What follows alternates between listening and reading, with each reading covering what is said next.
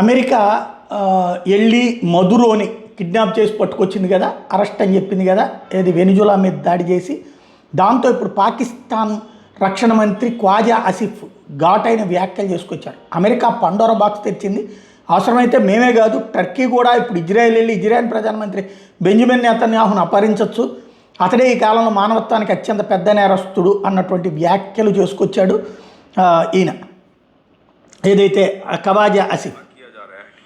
कि ट्रंप साहब जो हैं वो अब बहुत से मुल्कों को धमकी दे रहे हैं, तो अगर वो ईरान पर भी कोई ऐसा हमला करते हैं, रजीम चेंज की कोशिश करते हैं, जिसमें इजराइल का जो प्राइम मिनिस्टर नेतन्याहू उसने भी कल एक स्टेटमेंट दे दिया है, वो भी इसी किस्म की बातें कर रहा है, तो पाकिस्तान के लिए बहुत बड़ा चैलेंज नहीं पैदा हो जाएगा? क्या करेगा पाकिस्तान? बिल्कुल पाकिस्तान के लिए चैलेंज ज़रूर पैदा होगा।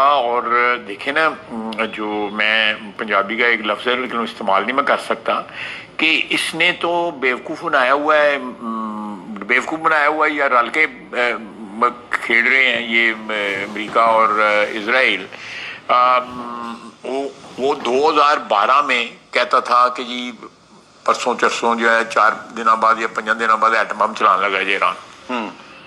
फिर 2018 में बकायदा चार्ट देख के चार्टों के जरिए वो बता रहा ने बिल्कुल एक प्रेजेंटेशन दी थी, यानी यूनाइटेड नेशंस में। आप सोच सकते हैं कि इस लेवल के ऊपर झूठ बोला जा सकता है? नहीं बोला जा सकता। वो सारा ड्रामा था। एक जवाब जो है मुहैया किया जा रहा था कि भाई उसके ऊपर कोई इंटरवेंशन की जाए या फ्यूचर में की जाए तो उसकी एक बाकायदा पीछे इंडाइटमेंट की जो है एक हिस्ट्री होनी चाहिए।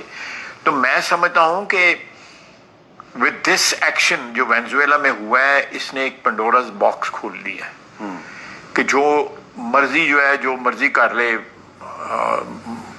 यूरोप खामोश है क्योंकि यूरोप एक मैं समझता हूँ कि मुज़महिल कुव्वत हो गई हुई है।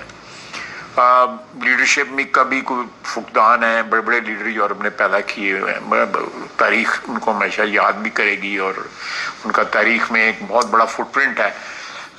लेकिन आप देखें ऑल ओवर यूरोप जो है वो खामोशी है, कोई नहीं बोल रहा।